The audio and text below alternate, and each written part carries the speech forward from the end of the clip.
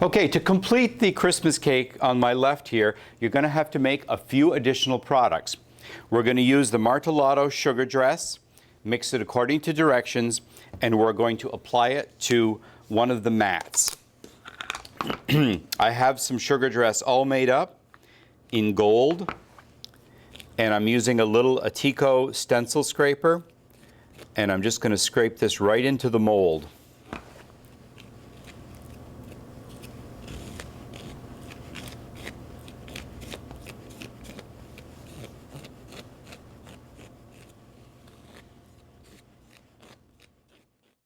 The reason I chose gold is because I'm going to put some luster dust on this after it dries, and I wanted to use gold luster dust, so I used a little bit of Americolor gold gel paste, just a few drops in the mix, and this will give me a base color. So once you've applied the first layer of the sugar dress into the mold, put this in the oven on a piece of cardboard or a sheet pan at 170 degrees for 10 minutes. Only 10 minutes at only 170 degrees. You do not want a hot oven.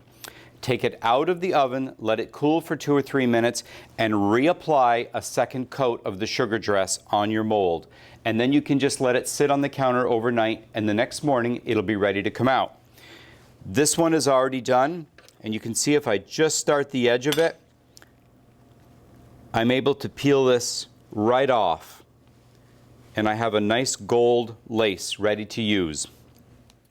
After you get the lace mold out, the lace out, lay it on a paper towel. I'm using some old gold luster dust and a big soft round brush, and I'm going to dust this gold.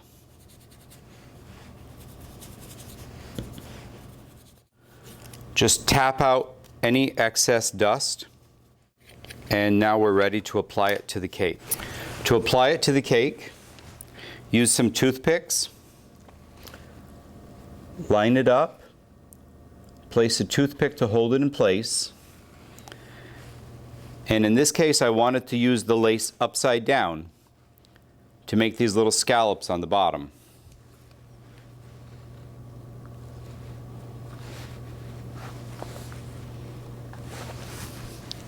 And now we'll glue it in place with a little bit of edible adhesive. Remove the toothpick. Put the adhesive on the back of the lace, not on the cake. Line it up and just hold that in place. Just push that in. And then you can also put a little bit under the bottom of each piece, of each point. And just hold that for a second and go right around the cake and adhere all the bottoms to the cake. Okay? And that will stay right in place. So you would go around the entire cake and glue that on. Now we're going to do the holly. I have some green gum paste all rolled out.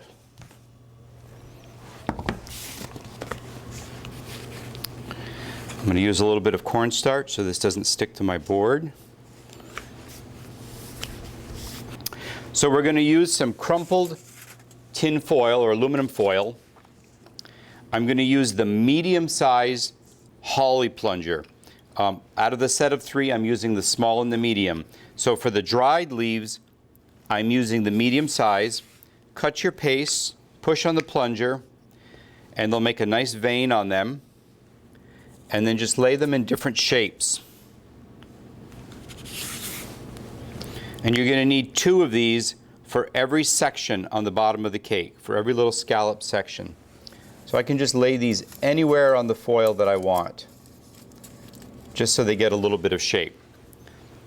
So I have others already dried, ready to use, but I'm also going to make some soft gum paste ones that I'm not going to dry. So let's make a couple of these. This is the smallest cutter. I'm going to vein it and I'm going to leave it right on the board. Okay, we'll just do 2. I'm going to dust a couple of the dried holly and the two that are not dried, or I really only need one. And I'm using a little bit of holly green luster dust, and I'm doing all the green pieces. Okay, now to apply these to the cake, I'm going to take a little ball of green paste, of gum paste. I'm going to put a little water there, and then add a little ball of paste and push that down. Add a little more water, and I'm going to take the dried pieces.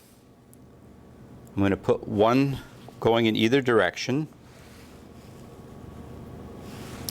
and I'm going to take the flat, soft piece of paste, put a little water on the back of that, and I want that to go up the cake, and that's going to sit flat on the cake.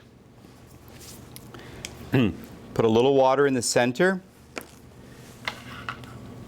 and then I've made little tiny red balls of gum paste, and I've let these dry for a few minutes, and I'm going to put those right in place.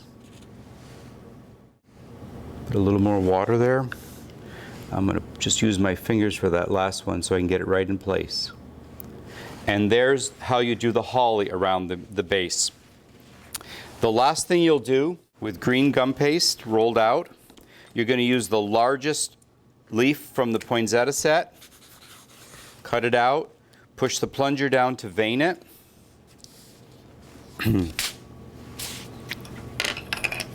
put it on a cell pad, and soften the edges. And those are also going to go on foil to dry. So I'm going to take some of the ones that I've already done, and we're going to brush these with green dust as well.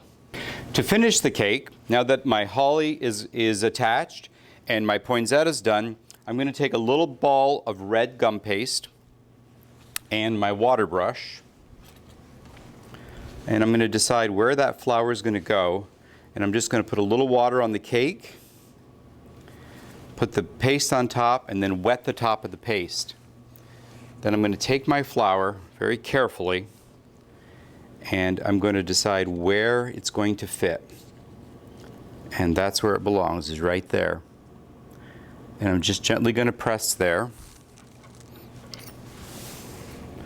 Fix my little poinsettia center. And then if I want to add leaves, I can dampen the back of the leaves and just press those in the paste below.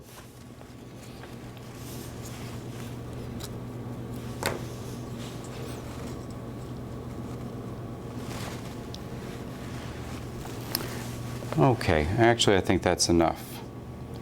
You can write whatever message you'd like. I used the FMM Funky Alphabet set. I rolled out some very thin green gum paste, and I just cut out the word joy. This is a great Christmas cake to make. It's not hard to do. You can do almost every part ahead, including making the lace, and of course you can make the poinsettias far ahead.